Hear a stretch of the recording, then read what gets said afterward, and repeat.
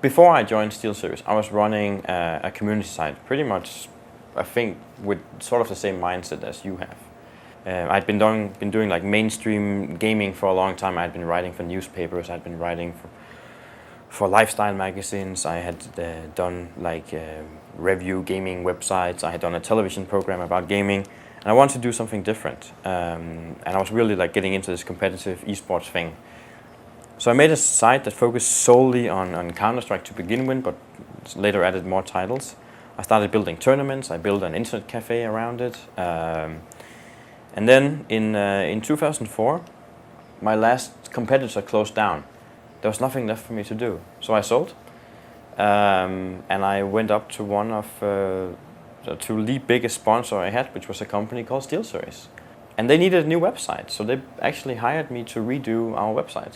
Somehow I ended up transitioning from that to like writing press releases, to running the company's PR, to taking over marketing, to going from a transition where we were like a small company in Denmark to now being a global company.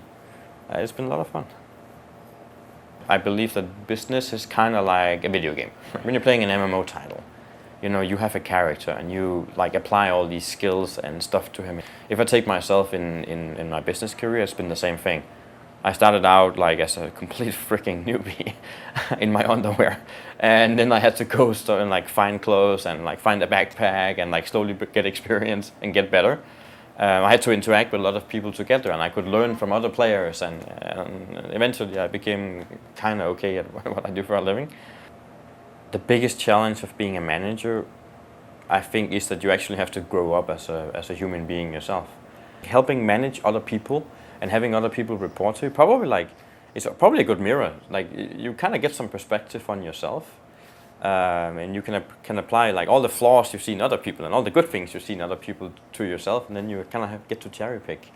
Throughout the years that I spent gaming a lot, more than I do now, unfortunately, I've done different things. I've run Counter-Strike teams. You play online. You can't see each other. There's no body language when you communicate. When you learn to do that reasonably well, I think you become really good at like managing a team.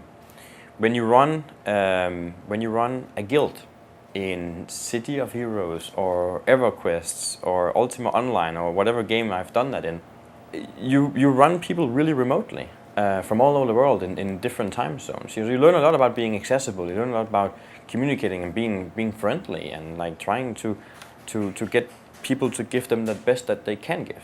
That helped me build a content side where I didn't have enough money to actually pay people who worked for me, but I had an editorial staff of more than 50 people. I would never have been able to accomplish that if I hadn't like been in gaming and been doing the things I've done. And I would never have been able to go from having 50 freelancers who basically were working for headsets and whatever I could find and give them, to building that into like a global team of people who now work for me like full-time and are very professional, if I hadn't like done that transition.